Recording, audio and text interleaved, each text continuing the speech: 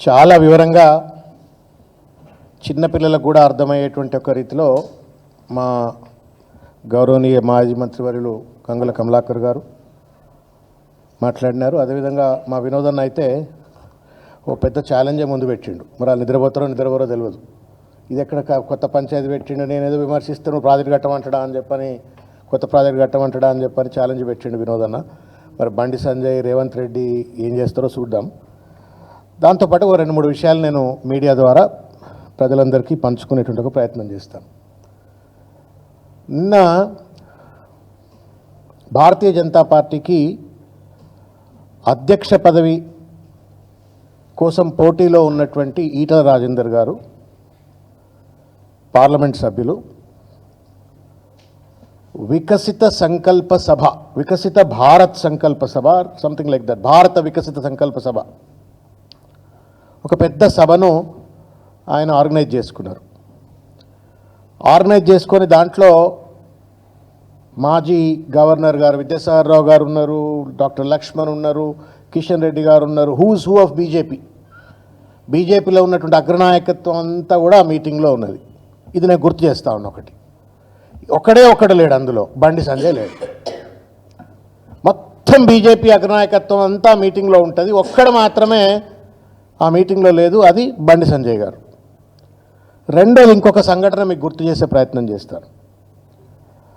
ఈ మధ్యకాలంలో కాళేశ్వరానికి సంబంధించి కమిషన్ వాళ్ళు పిలుపునిచ్చినప్పుడు, వారి నోటీస్ ఇచ్చినప్పుడు ఈటల రాజేందర్ గారు చాలా స్పష్టంగా ఆ కమిషన్ ముందు కావచ్చు, బయటకు వచ్చి టీవీ ముందు కావచ్చు, లేకపోతే వివిధ ఇంటర్వ్యూలో చాలా స్పష్టంగా 2-3 విషయాలు చెప్పారు. ఇది క్యాబినెట్ అప్రూవల్తో కట్టిన ప్రాజెక్టు. కాళేశ్వరం ఉత్తర తెలంగాణకే కాదు, తెలంగాణకే వరదాయనిగా మిగిలిపోయింది. కాళేశ్వరం వల్ల ధాన్య ఉత్పత్తి పెరిగిపోయింది, రైతుల జీవితాలు బాగుపడ్డాయి అని చెప్పని బీజేపీ అధ్యక్ష పదవికి పోటీ పడుతున్నటువంటి ఈటల రాజేందర్ గారు చెప్పినటువంటి ఈ 2 విషయాలను గుర్తుపెట్టుకొని నేను మాట్లాడేటువంటి అంశాలను దయచేసి శ్రద్ధగా వినాలని చెప్పి నేను కోరుతా ఉన్నాను. ఇది ఇట్లా ఉంటే బండి సంజయ్, రేవంత్ రెడ్డి రామచిలుకగా బండి సంజయ్ మారినట్టుగా కనబడతా ఉంది. రేవంత్ రెడ్డి మీట నొక్కుతాడు, తోలుబొమ్మ లెక్క బండి సంజయ్ ఎగిరి పడుతున్నట్టుగా మాత్రమే నిన్న మాట్లాడింది తప్ప ఇంకొకటి లేదని నేను భావిస్తూ ఉన్నాను. ఒకటి, ఈటల రాజేందర్ గారి మీటింగు మొత్తం బీజేపీ అగ్రనాయకత్వం అంటే మీ టీవీలు, పేపర్లు అన్నీ ఫ్రంట్ పేజీల న్యూస్ పెడతాయి, సగం కాలమ్స్ రాసి పడేస్తాయి.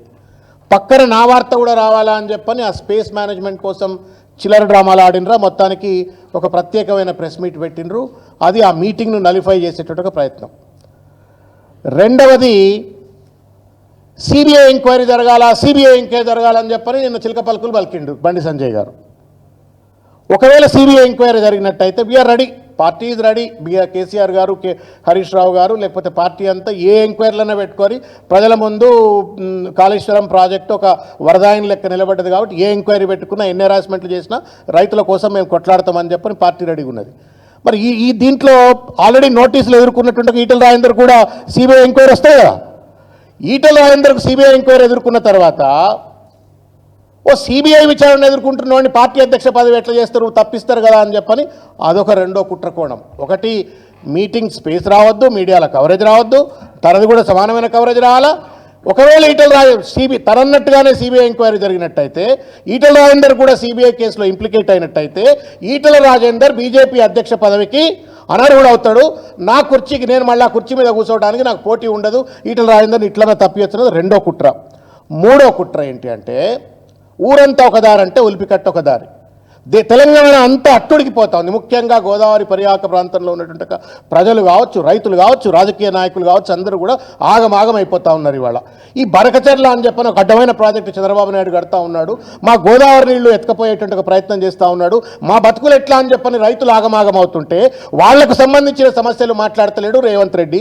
చంద్రబాబు నాయుడుకు మద్దతుగా రేవంత్ రెడ్డి వ్యవహరిస్తూ ఉన్నాడు. రేవంత్ రెడ్డికి మద్దతుగా అన్నట్టుగా నిన్న బనకచెర్ల గురించి ప్రశ్నలు వేసింది మీడియా వాళ్ళు. ఇంకా బనకచెర్ల సంగతి ఏంటంటే, నేను అది మాట్లాడా అని చెప్పని పక్కకు పడేసి నేను కాళేశ్వరము సిబిఐ అని చెప్పని మాట్లాడు. ఏమర్థమవుతామని చెప్పండి. బనకచెర్ల మీద చర్చ రావద్దు, సిబిఐ కేసు ఈటల రాజేందర్ మీద రావాలా, బీజేపీ అధ్యక్ష పదవికి రావద్దు, ఆ మీటింగ్ కొలాప్స్ అయినట్టుగా కనబడాలన్నట్టు ఒక చిల్లర మనస్తత్వం. ఒక కేంద్ర మంత్రిగా ఉండి ఒక జాతీయ పార్టీకి అధ్యక్ష పదవిలో ఉన్నటువంటి ఒక వ్యక్తి చేసిన ఒక చిల్లర ప్రయత్నానికి రేవంత్ రెడ్డి రిమోట్ ఎత్తితే ఎగిరిపడేటువంటి ఒక తోలుబొమ్మ లెక్క, రేవంత్ రెడ్డి రామచిలుక లెక్క బండి సంజయ్ గారు నిన్న వ్యవహరించిన ఒక తీరు నాకు అనిపించింది. నిన్న ప్రెస్ మీట్ చూస్తూ ఉంటే తల్లిపాలు దాగి రొమ్ముగుద్దుడు అంటే గిట్లనే ఉంటుందేమో. గోదావరి నీళ్ళు దాగి పెరిగిండు ఆయన, కరీంనారాయణే కదా. గోదావరి నీళ్లు దాగి పెరిగినోడు గోదావరి నీళ్లు చంద్రబాబు నాయుడు ఎత్తుకపోతున్నాడంటే ఆగమేఘాల మీద పార్లమెంట్ సభ్యుడై ఉండి అక్కడ ప్రజాప్రతినిధి ఉండి ఓ ప్రెస్ మీట్ పెట్టి ఏం రేవంత్ నిద్రపోతున్నావా, ముఖ్యమంత్రివా, నువ్వు కంత్రివా, నిద్రపోతున్నావా, ఆ చంద్రబాబు నాయుడుకి నీకు ఇద్దరికి దోస్తానుంటే చూసుకోరు కానీ మా నీళ్ళంతో ఎత్తుకపోకుండా నువ్వు ఇమీడియట్గా బనకచర్ల మీ గురించి మాట్లాడతావా, కాళేశ్వరం గురించి మాట్లాడతావా? ఇది తల్లి పాలు దాగి రొమ్ము గుద్దేటువంటిది. అది గోదావరి తల్లి ఏడుస్తారు ప్రతి సంవత్సరం, లేదా ఆరతి పీరుతని ఇస్తారు అక్కడ. మరి ఎందుకు ఇస్తారో ఆరతులు? ఆ గోదావరి తల్లి ఏడుస్తూ ఉంది. అలా ఇటువంటి చెత్తగాళ్ళందరినీ కూడా మేము ఇలా ఎంపీలుగా శాసనసభ్యులుగా బీజేపీ నుంచి ఎన్నుకుంటే ఇలా గోదావరిని కూడా దొంగతనం చేస్తూ ఉంటే కనీసం దాని గురించి కూడా రక్షకు రావట్లేరు అని చెప్పని ఇవాళ గోదావరి తల్లి ఏడుస్తున్నట్టు ఒక పరిస్థితి, అక్కడ ప్రజలు ఏడుస్తున్నట్టు ఒక పరిస్థితి. ఇది నయవంచన, దగా, మోసం. మూడో విషయం ఏంటంటే మేడిగడ్డ ఇవాళ మార్బీ బ్రిడ్జ్ అహ్మదాబాద్లో కూలిపోయింది. It's already restored. Morbi bridge కూలిపోయింది, ఆల్రెడీ రెస్టోర్డ్. అయోధ్యలో రామ మందిరానికి లీక్లు వచ్చినాయి, దాన్ని కూడా నీళ్లు మొత్తం కారిపోయింది. మనం చూసినాం ఓపెనింగ్ అయిన తర్వాత. ఆడేం సిబిఐ విచారణ లేదు, లేకపోతే వాటిని పడవబెట్టలేదు. మొత్తం లక్షల ఎకరాలకు నీళ్లు అందించేసి తెలంగాణకు వరదాయినిగా మారిన ఒక ప్రాజెక్టు ఒక 2 పియర్స్లో రిపేర్కి వస్తే, క్రాక్స్ వస్తే, ఒక కరీంనగర్ మంత్రిగా ఉండి కరీంనగర్ నుండి ప్రాతినిధ్యం వహిస్తున్నట్టుగా పార్లమెంట్ సభ్యుడిగా కేంద్ర మంత్రిగా ఉండి ఇమీడియట్గా ఆ ప్రాజెక్టును రిపేర్ చేయించి రైతులకు అందుబాటులో చేయాల్సిన కనీస సోయి లేకుండా చిల్లర మల్లరగా కేసీఆర్ గారి పైన, బీఆర్ఎస్ పార్టీ పైన మాట్లాడే ప్రయత్నం చేసినాడు. ఎంత సిగ్గు అనిపించింది మాట్లాడుతుంటే. నాకు అనిపించింది ఎట్లా లీడర్లు అవుతారు వీళ్ళంతా, ఎట్లా లీడర్లు అవుతారు వీళ్ళు. పోలవరం కొట్టుకపోయింది, మనందరికి ఎరికే కదా. వేల కోట్ల రూపాయలు ఖర్చు పెట్టిన తర్వాత పోలవరం కొట్టుకపోయింది. అది కూడా అడ్డమైన కన్స్ట్రక్షనో డిజైన్ లోపమో మొత్తానికి ఏదో కొట్టుకపోయింది. కొట్టుకపోయిన తర్వాత ఎవరు కూడా సిబిఐ విచారణ జరపాలని చెప్పని అడగల. ఏ ఎన్డీఎస్ఏ కూడా అక్కడికి వచ్చి పోలవరం డ్యామ్ ఎందుకు కొట్టుకపోయింది, డిజైన్ లోపమైంది, కాంట్రాక్టర్ లోపమైంది, ఎవడెవడు ఏం కమిషన్లు దొబ్బిండు అని చెప్పని ఎవడు కూడా విచారణ చేయాల. ఎందుకంటే దొందే అక్కడ ఎన్డీఏలో భాగస్వామి కాబట్టి ఎవడు కూడా పట్టించుకున్న దాఖలాలు లేవు. అయినప్పటికీ కూడా పోలవరంకి జాతీయ హోదా వస్తుంది, ఇప్పించింది బీజేపీ, ఇచ్చింది బీజేపీ. కాళేశ్వరంకు జాతీయ హోదా ఇవ్వమని అడిగితేనట తప్పైంది అని చెప్పని ఎకసెక్కాలు ఆడుతూ ఉన్నాడు నిన్న బండి సంజయ్ గారు. న్యాయమా బండి సంజయ్ గారు? న్యాయమా? మీరు పోలవరం కొట్టుకుపోయిన దానికి జాతీయ హోదా వస్తే తప్పులేదు, కానీ కాళేశ్వరం మొత్తం తెలంగాణ రైతాంగం భవిష్యత్తు మార్చినటువంటి ఒక 2 పిల్లర్స్ మాత్రమే, 85 పియర్స్ ఉన్నటువంటి ఒక పెద్ద బ్యారేజ్లో ఒక 2 పియర్స్కు రిపేర్లు రావాల్సిన పరిస్థితి ఏర్పడితే అవి రిపేర్లు చేయకుండా దానికి నువ్వు అట్లెట్లా జాతీయ హోదా ఇస్తా అని చెప్పని ఎకసెక్కాలు ఆడతాడు. జాతీయ హోదా ఇవన్నీ మంచిదైంది అనేటువంటి రీతిలో మాట్లాడుతూ ఉన్నాడు. అక్కడ ఇస్తే మంచిదట, ఇక్కడ ఇవ్వకపోతే కూడా మంచిదట అంటూ మాట్లాడితే ఇది కూడా తల్లిపాలు దాగి రొమ్ముగుదినట్టు కాదా? ఇది నయవంచన కాదా? ఇది దగా కాదా? ఇది మోసం కాదా? మీరు నాయకులై ఉండి ఈ ప్రాంత అభివృద్ధికి పాల్పడడం అంటే మీ చిల్లర రాజకీయాల కోసం ఇవాళ ఈ ప్రాంతానికి విఘాతం కలిగించే విధంగా ఒక ప్రాజెక్టును రిపేర్ చేయించకుండా జాతీయ హోదా అట్లెట్లిస్తారు అని చెప్పని నువ్వే మాట్లాడితే చంద్రబాబు నాయుడు ఏం మాట్లాడాలా? లేకపోతే ఢిల్లీలో ఉన్నటువంటి ఒక బీజేపీ పెద్దలు ఏం మాట్లాడాలా? ఇది నయవంచన అనేట ఒక విషయం వారు గుర్తుపెట్టుకోవాలని చెప్పని నేను కోరుకుంటా ఉన్నాను. చాలాసార్లు చూస్తాం మనం, కేంద్రంలో మంత్రులైనటువంటి ఒక లాలూ ప్రసాద్ యాదవ్, మమతా బెనర్జీ, లేకపోతే మన వెంకయ్య నాయుడు గారు, లేకపోతే మన బండారు దత్తాత్రేయ గారు, వెనవద్దే they are the ministers in the government of India, వాళ్ళ రాష్ట్రాలకు ఎక్కువ నిధులు పట్టుకొచ్చుకుంటారు. పర్టికులర్గా రైల్వే మినిస్టర్లు అయితే విపరీతమైన నిధులు, పట్టణ శాఖ మంత్రులు ఉంటే విపరీతమైన నిధులు పట్టుకొచ్చుకుంటారు. ఈ సన్నాసి ఆలోచన ఏంటంటే కాళేశ్వరం జాతీయ హోదా అడిగితే కూడా తప్పనేటువంటి రీతిలో ఒక భావదారిద్ర్యంతో కొట్టుమిట్టాడుతూ ఇవాళ కేసీఆర్ గారి పైన, కాళేశ్వరం పైన దాడి చేస్తున్నట్టుగా పరిస్థితి.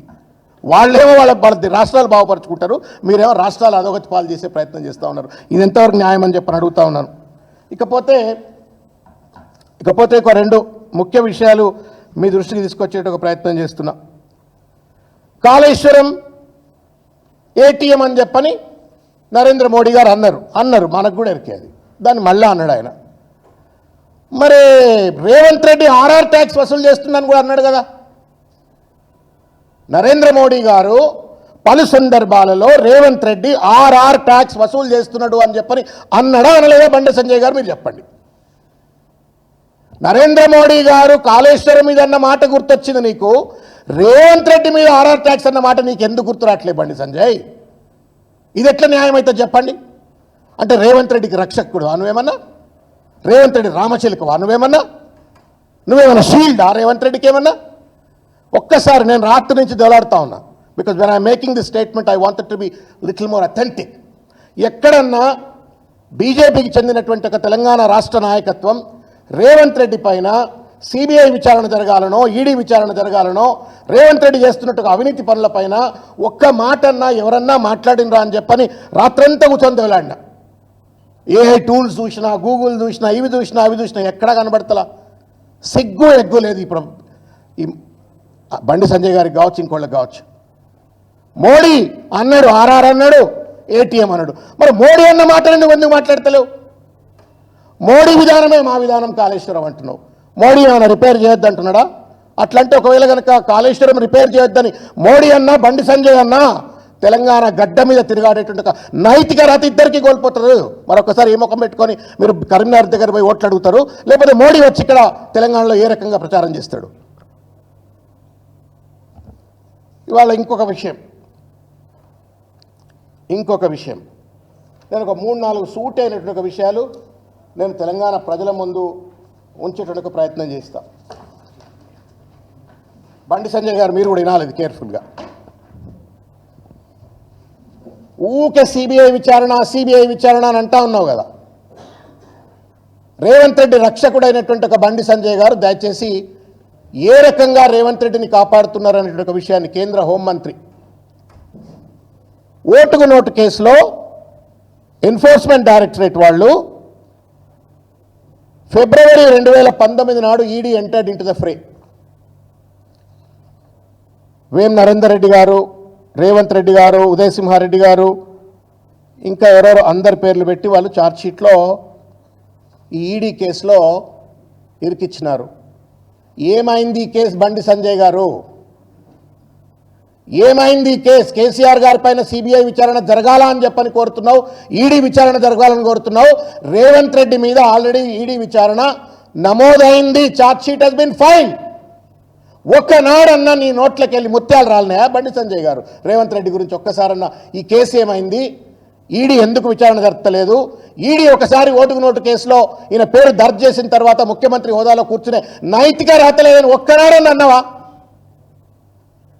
మరి మేము రేవంత్ రెడ్డి నిన్ను గెలిపించిండు అని అంటే మళ్ళీ ఏదో గుమ్మడికాయలు దొంగ అంటే భుజాలు దడుకున్నట్టు ఇష్టం వచ్చినట్టు ప్రెస్ నోట్ రిలీజ్ చేపిస్తా ఉన్నావు. మళ్ళా రుణం తీర్చుకుంటా ఉన్నావు నువ్వు రేవంత్ రెడ్డికి. రేవంత్ రెడ్డి చేస్తుండే ఒక తప్పిదాలను ప్రశ్నించకుండా కేసీఆర్ గారు 18 నెలలు అయిందా గద్దెదిగి? 18 నెలలు సొల్లు పురాణం లెక్క ఇంకా కేసీఆర్ అని చెప్పని ఒక పక్కన రేవంత్ రెడ్డి రామకోటి రాస్తా ఉండే, ఒక పక్కన నువ్వు రాస్తా ఉన్నావు రామకోటి. మీకు దమ్ముంటే ఒక నిందితుడు అని చెప్పని ఈడీ పేర్కొంటున్నటువంటి ఒక రేవంత్ రెడ్డి పైన చర్యలు తీసుకోమని చెప్పని ఓటుకు నేటి కేసు పైన కూర్చో ఈడీ దగ్గర. ఒక్కసారి పోయినవాను, ఒక్కసారన్నా ఈడీ దగ్గర పోయినావా? 1. 2, నేషనల్ రాయల్ కేసులో లక్షల రూపాయలు, కోట్ల రూపాయలు యంగ్ ఇండియా కంపెనీకి నేను టికెట్లు ఇప్పిస్తా, నేను పార్టీ పదవులు ఇప్పిస్తా అని చెప్పని ఆ యంగ్ ఇండియాకు నిధులు ఇప్పించినవు అని చెప్పని ఛార్జ్షీట్లో ఈడీ మెన్షన్ చేసింది. బండి సంజయ్ నీకు తెలుసా? ఒక్కసారన్నా మాట్లాడతావా దీని గురించి? మాట్లాడినవా? పొద్దున్న లేస్తే KCR CBI case, KTR CBI case, Harish Rao CBI case. మరి ఈ సిబిఐ కేసు ఏంది, ఈ ఈడీ కేసు ఏంది? 2. 3వ ముచ్చట, ఇది చాలా సీరియస్ క్రైమ్. ఇది నేను చెప్పబోయేది, ఇది కంప్లీట్ డార్మెంట్లో పెట్టేసిండ్రు. విజయ సంకల్ప సభ అని చెప్పని ఏప్రిల్ 23, 2024 అమిత్ షా గారు మాట్లాడుతూ వాళ్ళ అధికారంలోకి వస్తే మొత్తం రిజర్వేషన్లు తుంగలో దొక్కుతారని చెప్పని ఒక దొంగ వీడియో మార్పు చేసిండ్రు అని చెప్పని రేవంత్ రెడ్డి గారి పైన అభియోగం చేస్తూ సాదాసీదా బీజేపీ కార్యకర్త కేసు ఫైల్ చేయలేదు. Please, the Indian cyber crime coordination centre అని చెప్పని మినిస్ట్రీ ఆఫ్ హోమ్ అఫైర్స్ కింద ఉన్నటువంటి ఒక సంస్థ కేసు ఫైల్ చేసింది. అది ఢిల్లీలో. దాని మీద నోటీసులు సర్వ్ చేసిండ్రు. ఇంతవరకు ఛార్జ్ షీట్ లేదు. అడిగే దమ్ముందా? మీ సొంత నాయకుడిని రేవంత్ రెడ్డి వీడియో మార్పు చేసి రిజర్వేషన్లు మీరు బీజేపీ అధికారంలోకి వస్తే రిజర్వేషన్లు తుంగలు దొక్కుతామంటే ఈ కేసు గురించి ఇంతవరకు నువ్వు మాట్లాడతలేవు. ఇక చెప్పుకుంటా పోతే 187 కోట్ల ముచ్చట కర్ణాటక నుండి ప్రభుత్వ అకౌంట్ నుండి Maharshi Valmiki scheduled tribes development corporation నుంచి 187 కోట్ల రూపాయలు ఎన్నికల సందర్భంలో తీసుకొస్తే అందులో 20 కోట్లు లిక్కర్ కొన్నారని చెప్పని ఛార్జ్ షీట్లు రాస్తారు. వివిధ అకౌంట్లు కాంగ్రెస్ పార్టీకి సంబంధించిన వాళ్ళ వివిధ అకౌంట్లో డబ్బులు వేసిందంటారు. ఒక్కటన్నా రేవంత్ రెడ్డి గురించి మాట్లాడవే? పొద్దున్న లేస్తే కాళేశ్వరం అంటుంటివి, ఫోన్ ట్యాపింగ్ అంటుంటివి, కేసీఆర్ అంటుంటివి. కాళేశ్వరం గురించి చిల్లర మల్లరగా మాట్లాడుతుండు. నేను బండి సంజయ్ గారికి నేను ఇది పంపించదలుచుకున్నా. ఈ తెలంగాణ ప్రాణధార జీవధార ఇది హరీష్ రావు గారు మొన్న ఇచ్చినటువంటి ఒక పవర్ పాయింట్ ప్రజెంటేషన్ కాపీ. ఇది అద్భుతమైన పుస్తకం బండి సంజయ్ గారు. ఇది చదువుకోరి.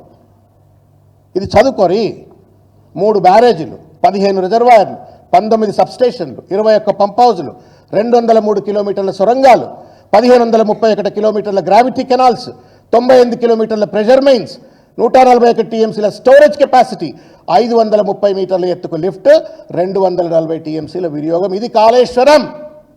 2 పియర్స్ కూలిపోతే దాన్ని పడావులో పెట్టిన రేవంత్ రెడ్డిని దోషిగా నిలబెట్టేట నైతిక బాధ్యత ఉన్న కరీంనగర్ ఎంపీ, కరీంనగర్ మంత్రి నువ్వు ఇవాళ తెలంగాణ పాలిట శాపంగా మారిన విషయాన్ని బండి సంజయ్ గారు గుర్తుపెట్టుకోవాలని చెప్పి నేను కోరుతున్నా.